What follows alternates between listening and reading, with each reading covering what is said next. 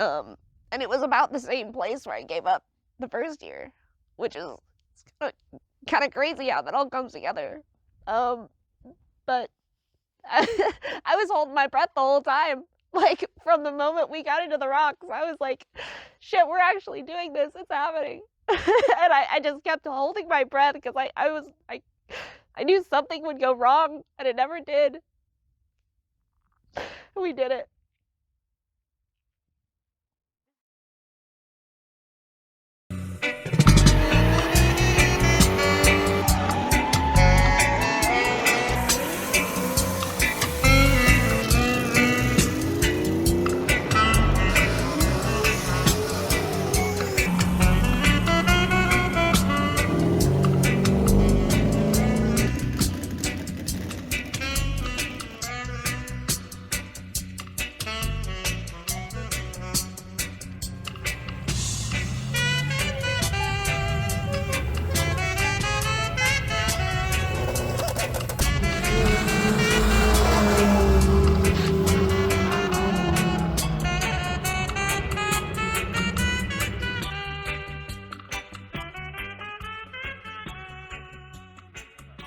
I am Amber Turner. I'm originally from Northern California, and I currently live in Nevada, Northern Nevada.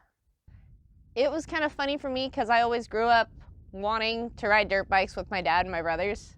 But it seemed like every time I tried to get on one, I messed up and hurt myself, so I kind of steered away from it. And then I started driving. You know, I was stoked to get my driver's license when I was like 14 and a half or whatever the age was. Got my first car. And then at that point, my dad was getting too old to ride motorcycles, so we were into four-wheel drives. So we started doing, you know, like rock crawler type stuff. My first, let me think.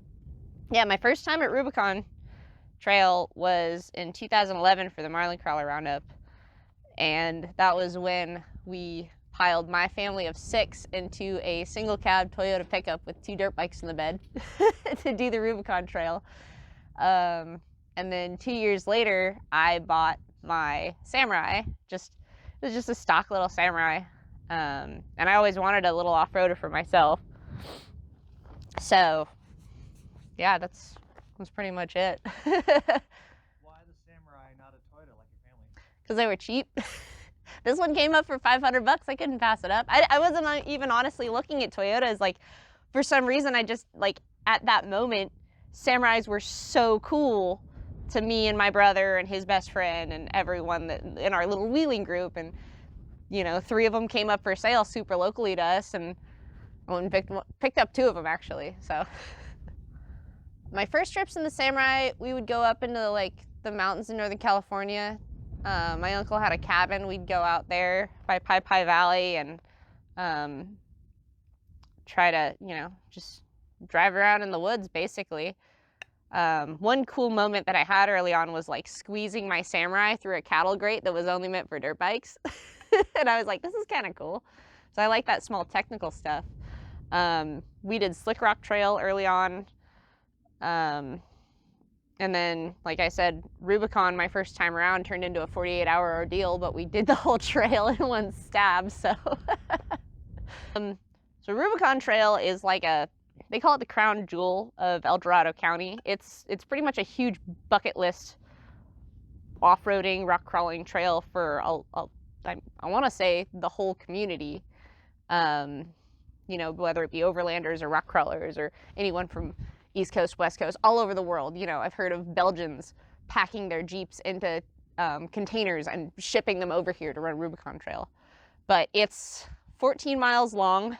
It's extremely scenic. It runs from a couple miles out of Placerville, California, towards Lake Tahoe and spans that distance.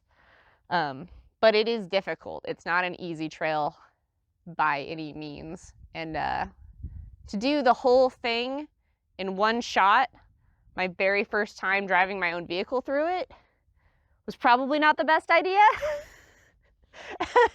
But nonetheless, I drove all the way through it, and then the Samurai drove itself 3 hours home. So, yeah, Yeah, the very first time we heard about King of Hammers was at the Marlin Crawler Roundup. We were on the Roundup in like, it must have been 2013, and we had planted ourselves strategically on the trail to watch basically the shit show coming down. And there was this dude coming up, and he's like ranting and raving about, his team races this really cool thing down in Southern California. And we were like, oh man, that sounds like so much fun. So the next year we came out and we did like a Wednesday, Thursday, Friday, Saturday, Sunday deal. And me and my whole family vowed we'd never miss another one. We haven't, so. Yeah, so I've never been the kind of person to just kind of do things surface level as like hobbies. So even from a very early time in my career, I was always like fully into it, whether that be taking pictures at rock crawling events for my friends or volunteering at King of the Hammers. I don't want to just be a spectator. I want that behind the scenes, like backstage pass kind of view. And that kind of obviously it snowballed. Here I am. But having all that experience behind me and not just coming from a spectator straight to a racer, I think really helped. So honestly, my first year at King of the Hammers 2014, I came with my parents. I was, probably like, I was 22. And so I just hitched a ride my parents' motorhome. I didn't bring my own rig down. I took time off of class because I was in community college. But like, it's funny because the whole first half of the week, I was watching qualifying in the live feed on my cell phone, like just propped up on my desk, and I couldn't wait to get down here. But the first couple years, there wasn't a whole lot of sacrifice. By 2016, I had blown up my clutch in October, and I rebuilt my motor and had it ready in time to get to Hammers in 2016. And then like in subsequent like years after that, it was always like, even though we weren't racing, we were still prepping for Hammers. Like some big project had to be done, and it would be sleepless nights for months beforehand. So in 2019, I was on pit crew for Justin Hall, who races 4,500.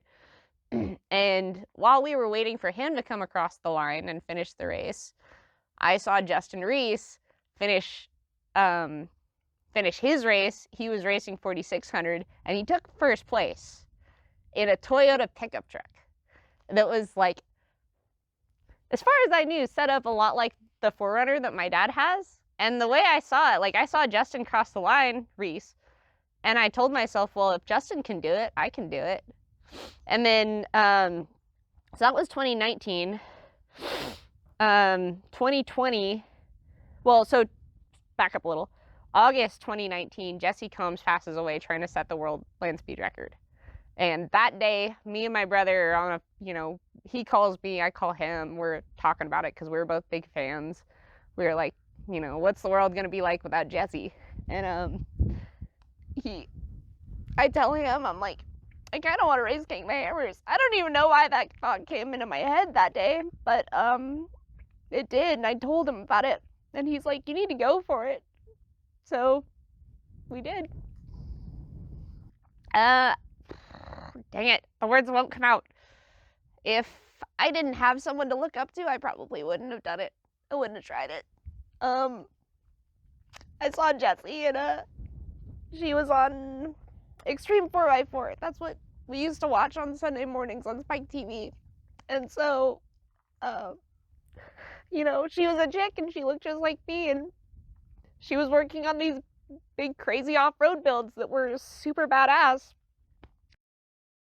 So I'm in my very first lecture of my very first welding class in community college, and Jesse's in an American Welding Society video, and I was like between career paths at that point, and so I saw Jessie, and I was like, well, if Jessie can do it, I can do it.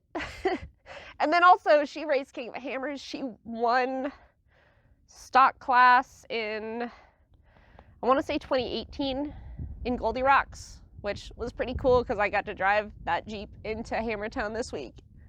But yeah, having a role model that, you know, is like me to look up to basically sparks the flame.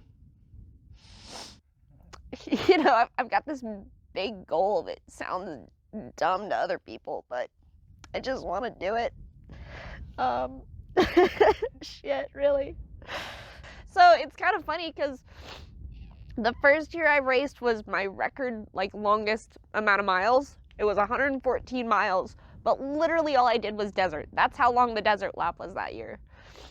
This year, we passed 115 miles. Stuart even, like, mentioned it to me. And it was about the same place where I gave up the first year, which is kind of crazy how that all comes together. But I was holding my breath the whole time. Like, from the moment we got into the rocks, I was like, shit, we're actually doing this. It's happening. And I just kept holding my breath because I knew something would go wrong, and it never did. We did it. That's all I wanted, dude. It'd be cool if I could make it in time, but honestly, my goal was just to finish all the miles. Because it is the world's hardest one-day off-road race. And it's like the Class 11s in Baja. Like, how many actual finishers do they have in Class 11? Like, I think they had one this year. So, just to cross that finish line and see the checkered flag and see everyone on my pit crew there in Hammertown was, you know, that's all I wanted. And it happened. Best tasting White Claw ever? Best pizza ever. I think I still have Bud Light on my visor. My racing family is just my friends, you know. These are just people that I've met all along the way. You know, like I said, it's this goal that seemed kind of dumb to other people, but I made it my whole life. So all these people that have come into my life, you know, wanted to help me out with this, and that means a lot to me that they would donate their time and effort, you know, instead of coming out here and relaxing at King of the Hammers and having it as a vacation, they want to help me get across the finish line. And that means that's a huge deal to me. You know, they want to put in just as much time and effort as I have. So I've had friends offer to come up and help me prep the car. I had friends offer to help me last year, and you know, I'm not just in it for myself. I want to help my friends succeed too. And having that mentality of what's the saying? Rising tide lifts all boats. That one. It resonates, you know. One thing that Jesse taught me that I always try to be like is be the light that you want to see in the world. Like, the biggest thing for me has been if I look too far forward and I see my goal and I see all the things that I have to do to reach that goal, it's gonna put me back. It's gonna make me sad. So what I have to do is look back on how far I've already come. And, like, in reality, I've done a lot of shit. So, you know, being able to fall back on how far it's brought me has dug me out of a lot of holes. I try not to do it for everyone. Like, I love and respect everyone that looks up to me, but this is gonna sound really weird. I just want to do it for my two nieces. I just want to show them that they can do anything that they can. My Aunt Jackie was that for me. She was that super badass chick that lived in a man's world and just didn't care, you know? So I hope that I can be that for them. It's not rare that people just have things handed to them. It's just rare that people realize that not everything is handed to you, and to get here, you have to pay your dues. No matter what you do, you know, even if you go to college and get a big degree, you're gonna be at a shitty job for a couple years before you start making some real money or doing something that you actually care about. For me, it was, I had come, like, I was already a good fabricator and a great welder, when I came to work at Bomber Fabrication, but I still had a lot of learning to do, and I still have a lot of learning to do. So always keeping that open mindset of I don't know everything, and I'm just here to learn is key. Getting all up in your head and thinking, oh, I know everything, and I have to do it this way, and your way is wrong, isn't going to get you anywhere. Something my dad always says is everybody does it differently, you know? No matter what the task, as long as the end result is the same and the job gets done, you know, you gotta learn your own way.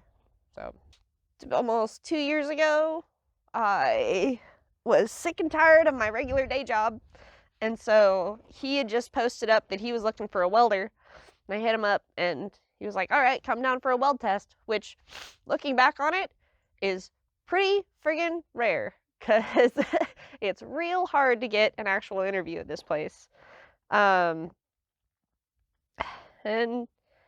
yeah, it seems like he likes my program and I like his program, so we both try to see each other across the finish line, and we made it happen this year. So at least made that happen this year.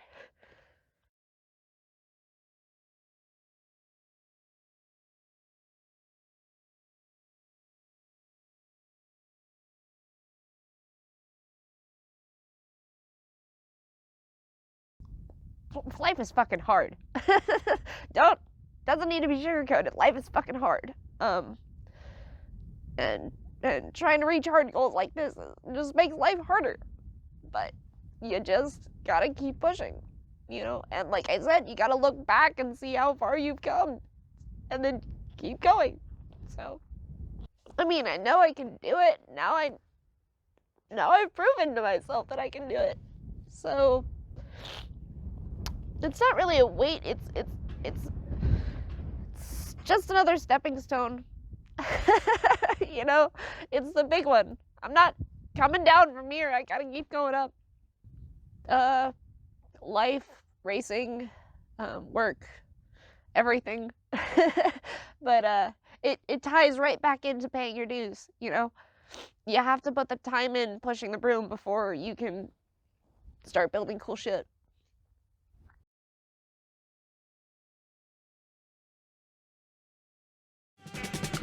Tom Rosa, David Leitheiser, Nick DeLuca was a big help this year. Philip Thomas was a big help this year. Lee Lim helped out a lot. Power Tank came in and helped. Oh golly. I want to thank everyone. I can't think of names off the top of my head. I feel so bad. I love every single one of them.